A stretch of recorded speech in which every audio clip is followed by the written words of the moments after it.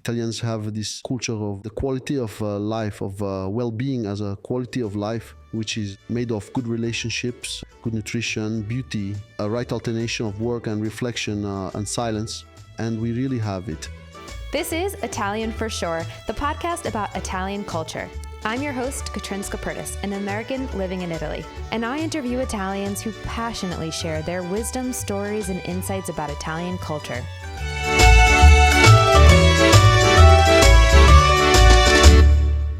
Hey, Kenneth. Hey. How are you today? Excellent. Thanks. How are you? Well, I am very excited about the interview that we did to have our listeners who might not know about this particular business. It's called, for our listeners, it's called QC Spa of Wonders. It was formerly known as QC Terme, which if you say QC Terme around Italy, or QC is the Italian pronunciation of those letters, everyone is still referring to it as QC Terme as well. For the sake of this conversation, we will refer to it maybe as QC. I think that's a little bit easier. I had the pleasure of meeting Andrea at the QC Spa location in New York City. I had gifted my mom a pass to QC, the location on Governor's Island, for Mother's Day. And it was such a lovely experience to spend that quality time, just mother-daughter with her. And that's actually where I met Andrea. So my mom absolutely loved her experience. And because it's an Italian company, everyone who was working there seemed to be Italian. She was going around the whole spa saying, my daughter's moving to Italy. At the time, I hadn't actually moved to Italy yet. So, you know, mom's being maybe even a little embarrassing. But I'm so glad that she did that, because one of the people that worked there that she said that she told I was moving to Italy to said, oh, well, one of the founders is here, Andrea, if your daughter would like to meet him. And of course I said, yes, absolutely. So fast forward, it's been about 2 years and he agreed to do this interview. I am so thankful for that. He did agree to do it in Italian. I didn't understand that the reason he wanted to do it in Italian is because the way he speaks in Italian is next level. It's not just that he is mother tongue Italian, but he clearly is a very educated man and speaks almost in poetry. He's kind of the dream interviewer in that he speaks in whole paragraphs. So you kind of just give him a nudge and then he has a narrative to go around it. But he really did have like a very eloquent way of speaking. And even in conversation, you know, he's a little bit soft-spoken and the kind of person that you sort of lean in to hear what he has to say. And he speaks obviously with so much passion. It truly is a company that was founded by his family and in honor of his father and in honor of his sister. It just felt like a very intimate portrait about what it means and what he thinks that his legacy will be and what he's bringing to kind of the wellness industry writ large, which I thought was a really interesting approach to the whole conversation that we had. So with that, let's kick it off and start the interview. And Kenneth and I are going to interject with some of our thoughts. Hope you enjoy it. Grazie, Andrea, di essere. Thank you, Andrea, for being here with us. It's a pleasure to be able to visit this beautiful site. And we would like to thank you for sitting here with us to talk a little bit about Italian well-being, about the Cuci Terme. And we want to start a little bit from the beginning. I would like to know a little bit about you because I understand that it's also a family project. What inspired you to create Cuci Terme and how did you get started? Abbiamo iniziato, we started about 23 years ago. We started, to tell the truth, at the beginning with my brother Saverio. We inherited a property in Borneo, in the Italian Alps. We inherited it from our father, who died when we were teenagers. Then the property remained abandoned for a long time. Our father died in 1985, and we started to restructure in 1999, so 14 years later. We had a problem because the property we had inherited, we couldn't even pay the property taxes, and it didn't give us any income. So it was a gigantic property, very fascinating, but semi-abandoned. At that time, I was a lawyer in Milan. I was rather poor. I wasn't very good, and I didn't even like it very much. Knowing that my brother was passionate about cinema, music, architecture, behavior, or sciences. He told me, why don't you take care of the restoration? And so we started this adventure. He worked in a construction company, a family construction company. We started this adventure. We started to restructure it for the contemporary man, and especially for people who were probably our age.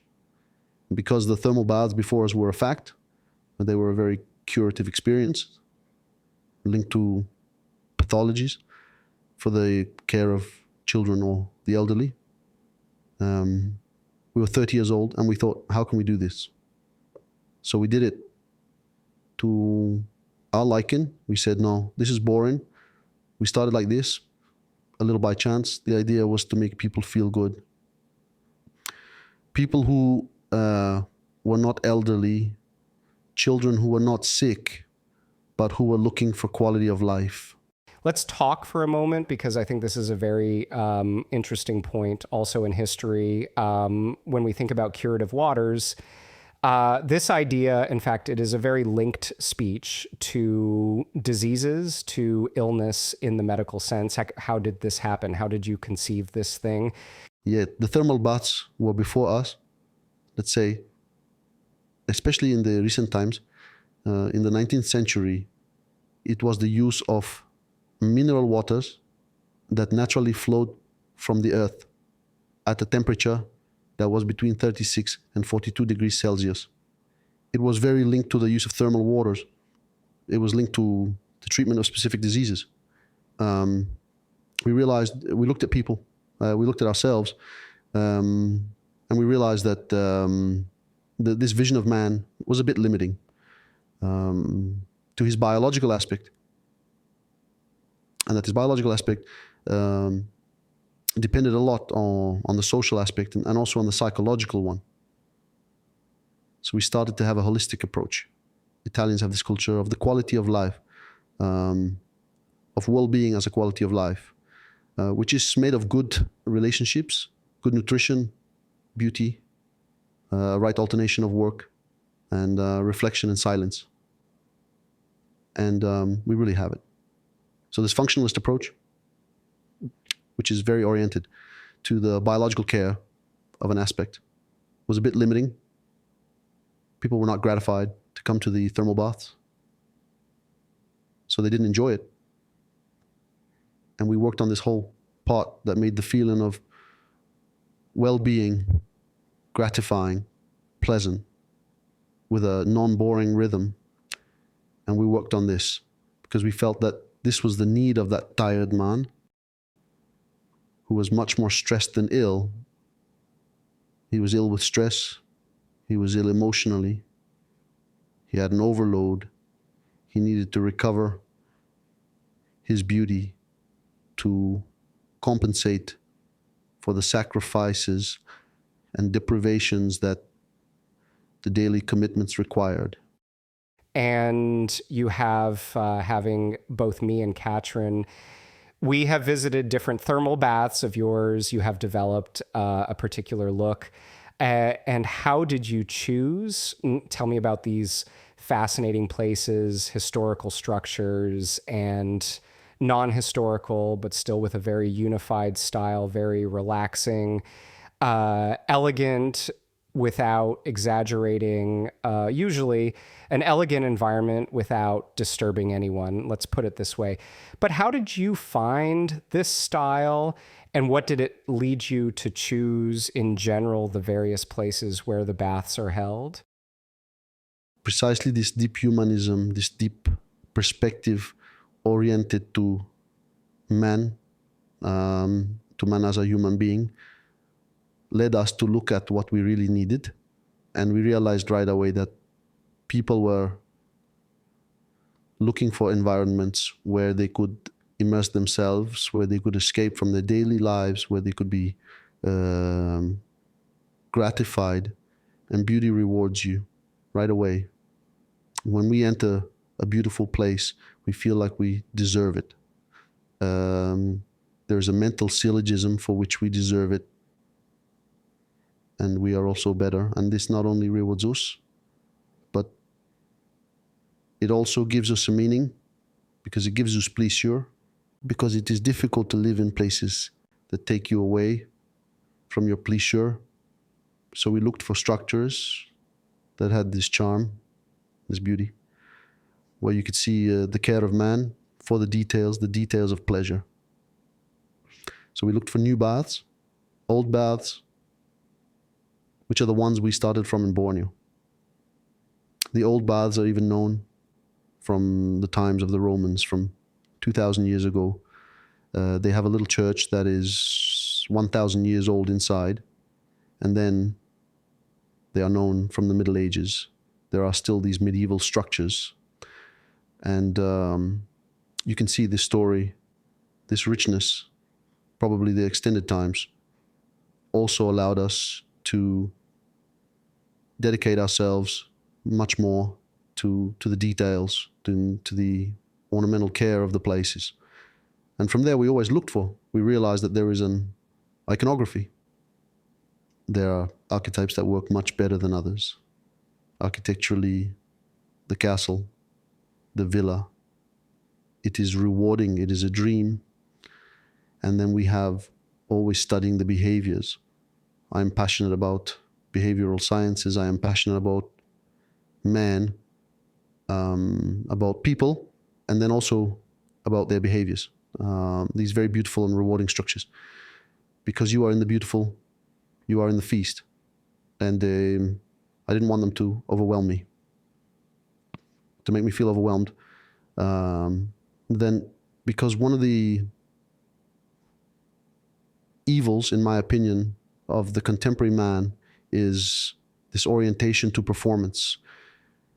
You always feel a little measured by the context in which you are, and this thing brings you stress. Then we said, we didn't like this. Because for us, man is important, and everyone deserves it. And so we put a white cloak, so that everyone has a white cloak. And it was also funny because when we went to the United States, everyone told us, you have to do the VIPs. Because here, instead, for us, they're all VIPs. It must be an environment in which you relax, not in which you perform. You have to enjoy it. You don't have to be a victim of your performance. Take a vacation from yourself and from your dream. This was a bit, looking at people, we realize that there are dynamics that are a bit counterintuitive, but that work a lot. And when you made this expansion towards the United States recently with the opening of Governor's Island, tell me a little about why New York, first of all, and if you can illustrate some of the things that perhaps surprised you about how Americans experience the experience of Kushiterami, as if there was an educational path. Because even for me, I lived in Italy, I traveled a lot. The concept was new for me to go on vacation. What surprised you? We started looking for New York because we liked the challenge of New York, a very complicated city, very, very complicated, very aggressive. We come from a culture of composition, not of counterposition.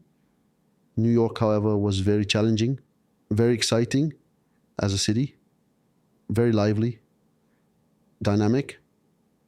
It also seemed to us that it was a city that particularly needed experiences of this kind. So we started looking, we looked for locations for Governor's Island. We immediately fell in love. We participated, we won. And then we started the development, which was quite slow because it took several years. But in the end, it was interesting. The behavior of New Yorkers was very interesting. It was very interesting at the beginning. It was very interesting and exciting for me because I like to face different cultures. I find it very enriching, and it was what I wanted. It was a tiring thing because it is a city. Tough? Yes.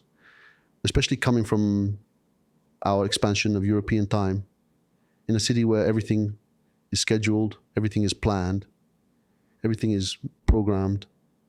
and finalized, it was a fairly tiring thing.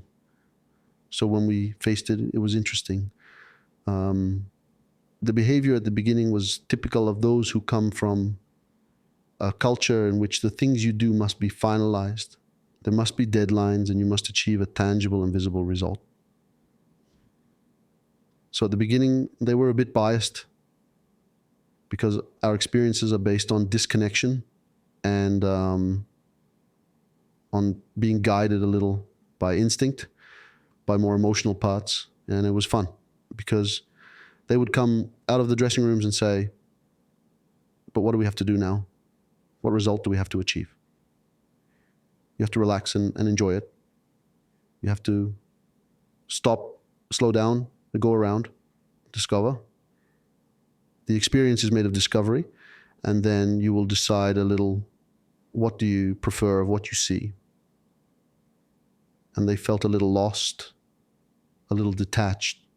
So at the beginning, we had to put ambassadors, people who would accompany them in some way in this journey of abandonment of functionality and pure pleasure and abandonment of a goal, because otherwise you are always caught up in this performance. You take some time, you stay with the people who, the thing that always intrigues me, that always gives me great pleasure, is that 93% of the people who come to us in Italy and in the United States are with someone else, and it is someone they care about.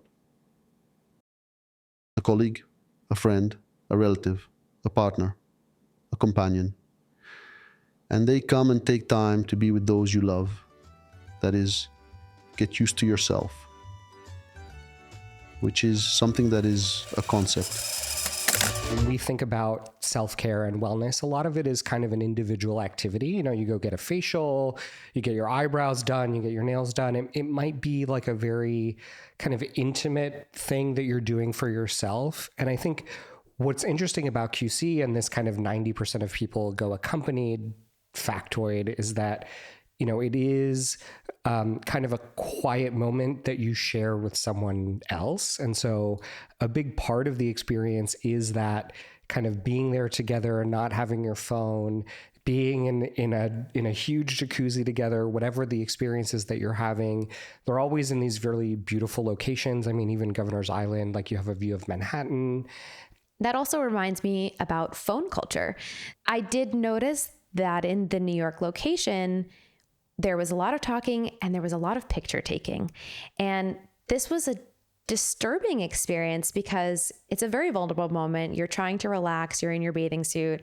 And this phone culture and this talking culture created a different environment. In Italy, pretty much no one has their phones out. I haven't been to the Milan location. I think in cities, sometimes phone culture is a little more alive. So maybe in the Milan location, phones are more present. But for example, in the relaxation rooms in New York, most of the people there were on their phones, and their time for relaxation was by themselves, scrolling on their phones or doing something on their phones. And there's no shame in that. But personally, probably work emails. We don't shame, Kenneth. And then here in Italy, you don't see that. You don't see people on their phones. In fact, you see either people just thinking in silence, or you see a lot of public displays of affection. Having gone opening weekend, the ambassadors were really surprising.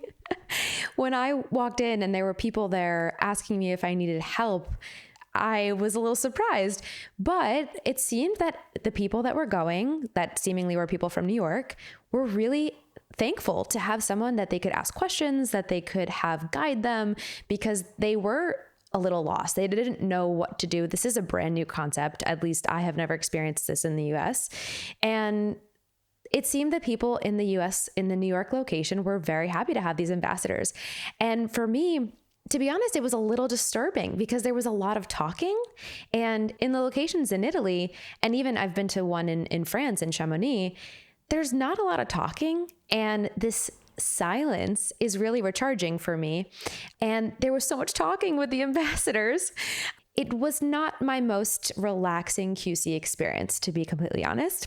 And so I think part of it is a different idea of what a wellness experience is like, because it's not about self-care necessarily, like in the same way that we think about it with, you know, whatever treatments you're getting. It's not really about the treatments. It's about the hanging out together in a beautiful place with somebody that you care about. And I think that speaks a lot to the kind of the overall attitude of how everything is constructed. There's always this kind of communal element to it, which I think is really lovely. Qual è l'aspetto sociale di andare in terra? What is the social aspect of going to spa? Because I was noticing that there are a lot of chit chat. It's not a very quiet environment. There are people talking. Italians are very affectionate. There's a little bit of public affection, which maybe an American wouldn't do. Secondo me, anche dal punto di vista costruttivo, in my opinion, also from a constructive point of view, when we make them, we try to create quite small environments where you can somehow find your intimacy. Everyone has preferences in terms of atmosphere. There are different types of suggestions, different types of areas, a bit like in houses. The effect is always to enter a house. So it's an environment that, even using the archetypes of the house, the fireplace, the fire, the armchair, these situations where you can stay with the person. Then there's the study area, there's the living room, there's the kitchen. There are all these areas because in every good Italian house, everyone has preferences. There are people who stay in the kitchen or in the dining room. There are people who stay in the living room. There are people who stay in the studio. There are people who stay in the bedroom. So we create many of these situations. Everyone has a bit of their preference and also their moment, because there are moments when we need to chat more and to be among others. There are moments when we need to withdraw, the moments when we need to talk the most, and the moments when we need to be quiet the most. In fact, there is also an alternation between these situations, where the relaxation rooms are places where people tend to stay silent because the lights are lower, nothing happens, while the swimming pools are places where people talk a lot. The same goes for lunch, the places where people have lunch. So it's a very tight society with the person you go with, in which you have an intimacy, not only physical, but also ideal, soulful. Many mothers with children, daughters with mothers, it's the daughters who bring the mothers. Many sisters, many colleagues, they take their time. Everyone has the idea of making a journey, an experience where they take their time and let a deeper, more intimate, non-functional, non-binded. If I want to chat, if I want to be silent, you understand much better. The people you love, the ones you are more at ease with, in silence than in words. I was definitely struck by the PDA. I went to the Bormio location, which is up in the mountains. It's really beautiful. I noticed a lot of holding hands and kind of cuddling, and in a very natural and non-performative way. I think when we think of PDA, we think of a performance or like two crazy teenagers necking. This is not that. This is just a lot of very casual affection that happens to be when other people are present.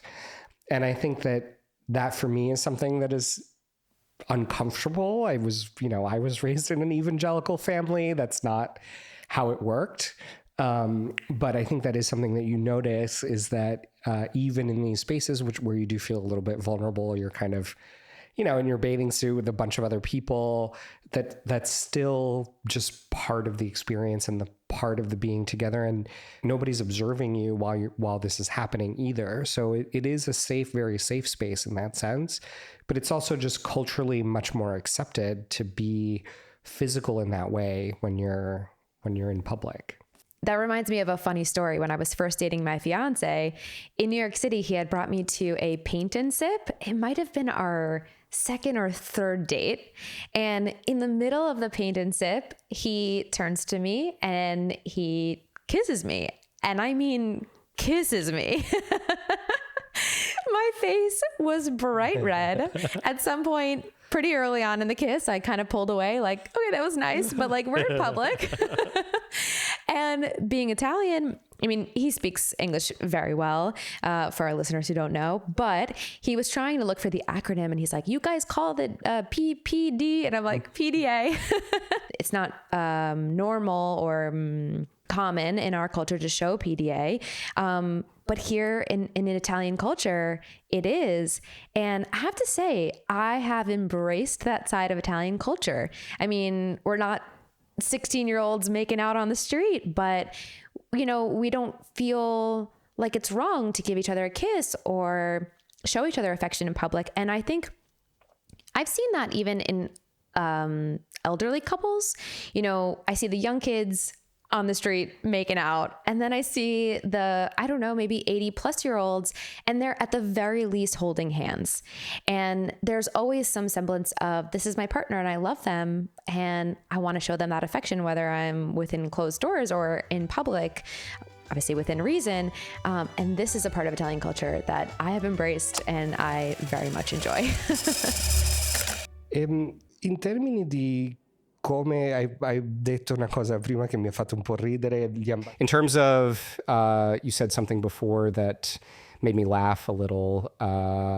The ambassadors who were on this path, I know that you offer massages and every now and then there is an interlocutor who does activities with people, but in general, the experience is very self-guided, self-taught, a little like that. Why? I mean, I ask myself the first question, and if an audience, we are used to the yoga instructor, the tea ceremony, I don't know, the massage, the facial and other things. What is the choice to leave in a very open way, this moment of exploration, of relaxation, of disconnection in that way? And have you changed something for New York? Because I haven't been there. Allora, a New York abbiamo dovuto dare molto di più l'opportunità. In New York, we had to give a lot more of the opportunity to be guided. For us, what is important is that people feel good and that they feel in a safe environment. This is the first way to leave. This is a necessary requirement to be able to leave. So if a person feels the need to be guided, there is the ambassador who guides you, who gives you. It's not what we suggest, because in some way, there is no, the true performance of our well-being centers is that of disconnection, of immersion in oneself, and of emotional recovery. So, and how does this happen? Following a little bit, just your own, depending on your own instinct and your own emotionality. I mean, not, this time it's not the function. It's not the goal. The goal is to let myself go a little bit, to regress in some way, and to feel the deepest parts that come out. I need to chat. I need to be in silence. I need to escape thinking about my childhood. Often we have objects that remind us of the past, old slippers, old skis, the jukebox, so that one is inside his memories. But every guest, when he goes around and experiences it, somehow he takes these things and is free to choose what his instinct, his emotionality tells him. If you follow a program, you are always deviated from yourself. You follow the goal and you don't follow your instinct. Instead, we need to somehow get back in touch with ourselves, with our deepest part, with our imagination, with our child. I was saying the path in New York is very different because people have a schedule in mind. Yes, a schedule is a goal. And the goal is to anchor yourself immediately to, I have to be more beautiful. I have to be more. No. You have to be more yourself. You have to let things flow. You have to take time for the things that matter the thing that matters, what do you need? To look at the skyline. Look at the skyline. You need to listen to the four seasons under the water. Listen to those. You need to look at the fire and the fire that burns. Do that. You need to chat with your friend, with your sister, because you haven't seen her in a long time, and you're worried about his health and his children. Take what you need. Feel what you need. At that moment, the goal is you and time for you. There are a lot of stimuli, and we care about giving you a nice, safe environment where we all think. Then yes, there are also detoxification in the saunas. It's certainly useful. Dilate the pores in the bath. Stimulate circulation with the Nipe circuit or with the hydro massages. There are also these things. There is also this, but above all, it's take your time and then do it in a nice environment, because it's worth it. Because you're sacrificing yourself, because otherwise you run, and then you've lost your quality of life. No, wait. In this aspect of the difference of this culture that is very performing in New York, very performing in the United States, but sometimes you forget why or where you're running, for whom you're running. Here, we run less, but maybe we know why we run. I mean, we walk, but we know why we walk. Or maybe there's a pleasure in walking. Sometimes there's a strain in the heart. Wait, slow down, run away, be gratified, pass the time, enjoy it, because otherwise you run like crazy. This was a big cultural difference when I came to Italy as an American, that in Italian culture, from my perspective, they're more comfortable with these silent moments, and just being together is an activity. Of course, we talk, but it's okay if there's a little bit more silence in between the conversations and the sentences. And as an American, I found myself filling those silences in the beginning because I was uncomfortable in them, or I thought, why did the talking stop? There must be something wrong. Maybe I thought it was my responsibility to fill the silences. And I've learned to embrace the silence. And, Andrea talks about that, the silence and the recharging in QC. And I think I understand that a lot better living in Italy, that there's something to be said about embracing the silence, whether that's in conversation, whether that's escaping to a place where you can be in silence.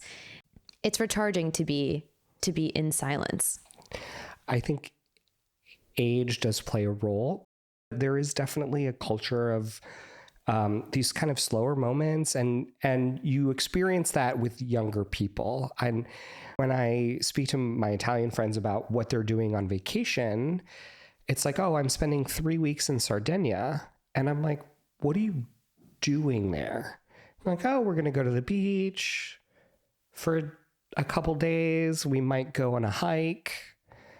And I'm like, okay. And then, like, where's the shopping and the brunch and the exhibit and the, where's the road trip? What's the next, what's the activity? And there isn't an activity.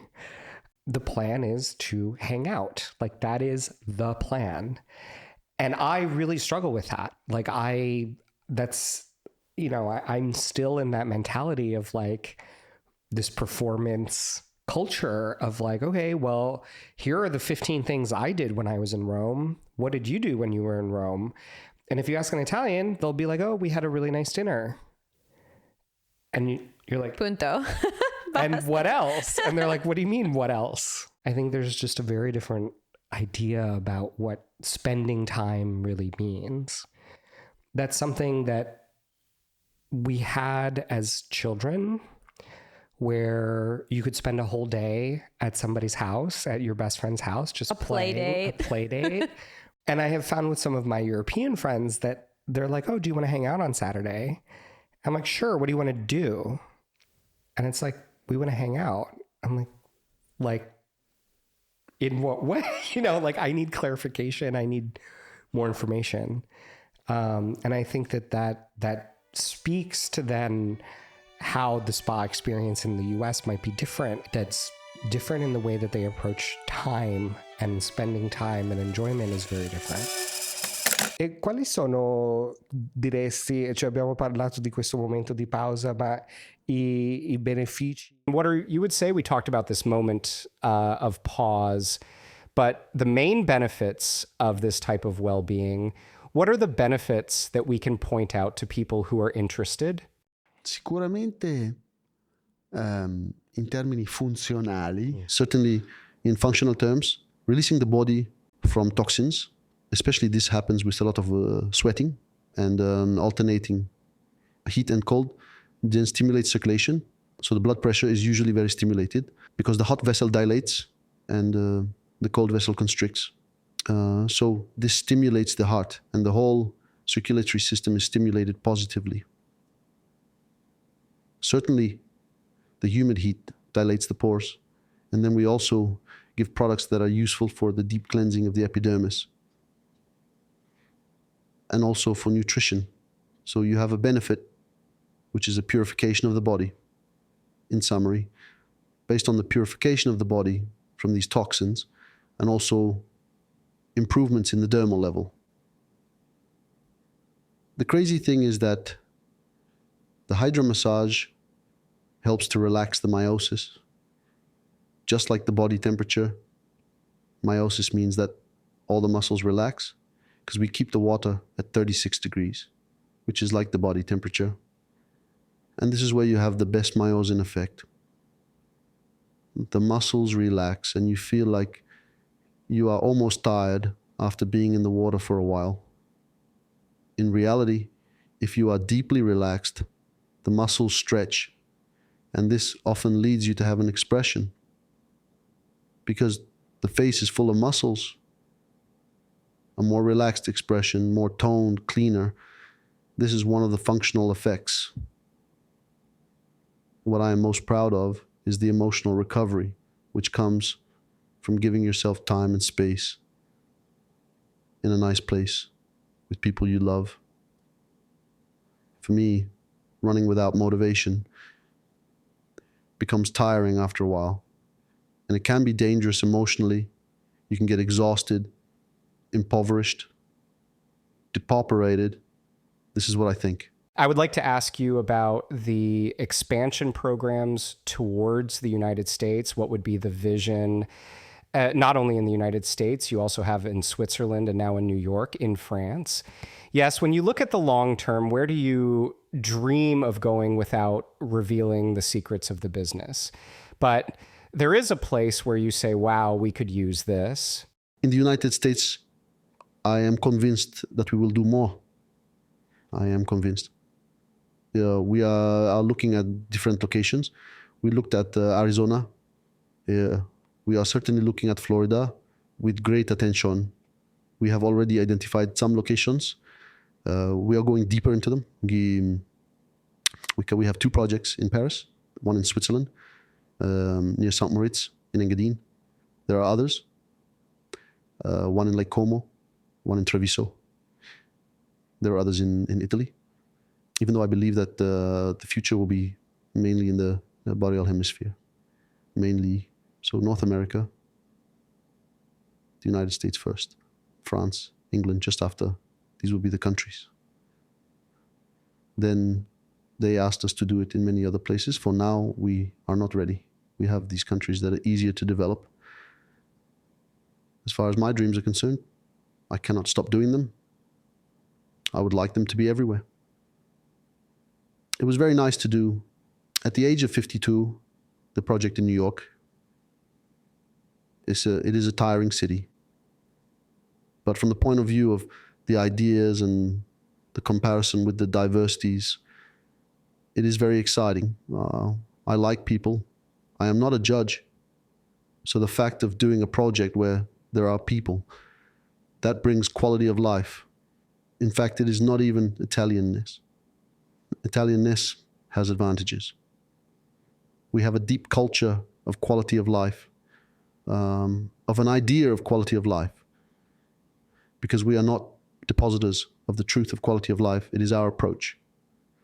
Italianness can be an idea of quality of life, but for me, what is important is the quality of life. It is not Italianness. So where there is man, well, we try to bring quality of life. We try to decline it according to the needs of that man. And when you think about, maybe the word instruction is not the right word. What is the main message when you opened in New York? What was the message? Yes. How to attract for the Americans? It is not. We always think about the aesthetist more than anything else at this very private moment. How to introduce this concept to people who, as we said, are very focused on performance, on achieving goals. I'll give you an example of the Botox ads. They promise you immediate results. Obviously, this is not about that. It is about a different well-being. How was the adoption or the indoctrination, the explanation for an American audience that this is not natural? I think I can summarize it with spa of wonders, spa of beauties of wonders. And wonders are more beautiful, more tonic, more purified, but above all, closer to yourself and fuller of the beautiful part of us. And the beauty of the context makes you not only feel better, but also better.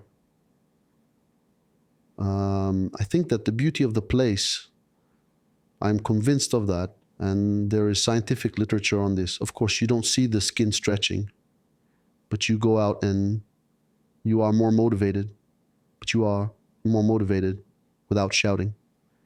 I am motivated. I am motivated. Let's go. Let's do it. Let's break it. You are motivated because you saw something beautiful, something that rewarded you, something that motivated you, because you say, oh, how beautiful I was. It's not shouting. It's not. So I think that our approach, what I mean is that there are less obvious things.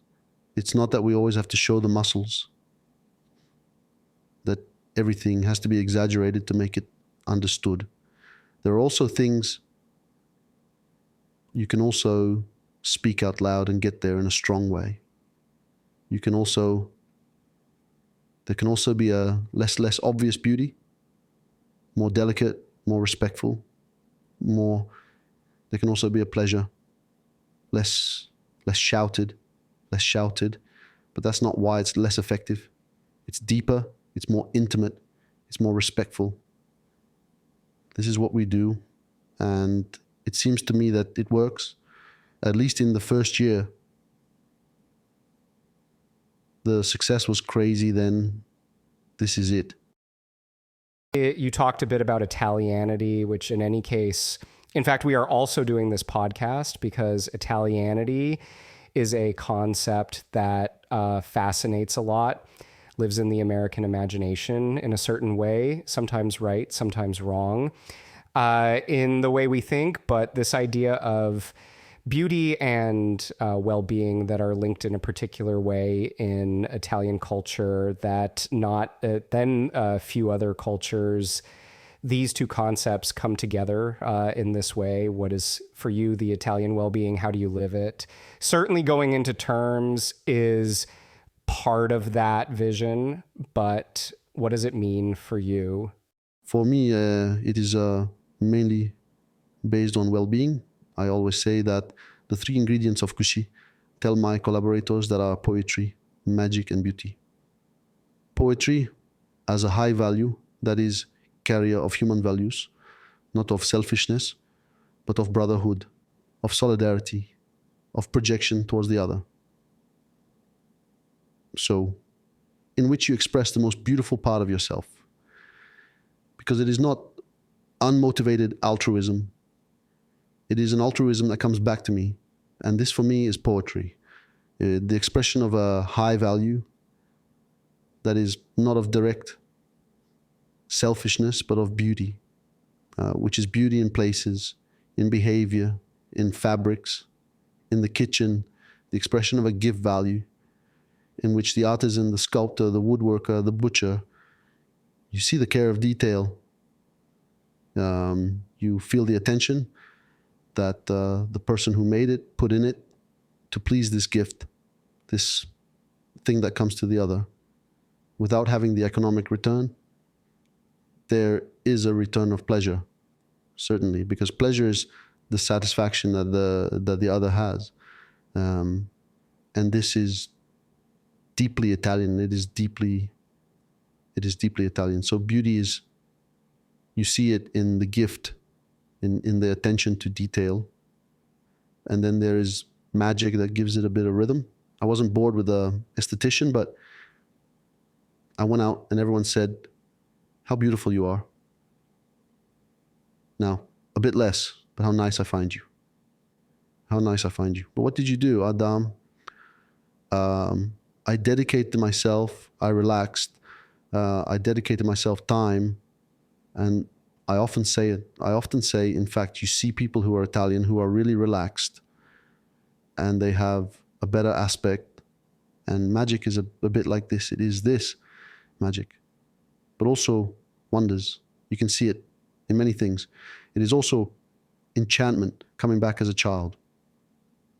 In fact, that the translation for me of wonders is all this wonder that is enchantment for the unexpected, that is beauty, that is magic, that is charm, that is the celebration of the beauty of life, and also a bit of rhythm, a bit of glitter. And I think that these things are really important to do well. They are something that motivates us, that rewards us, that gives us meaning, that has a depth and a vastness of application.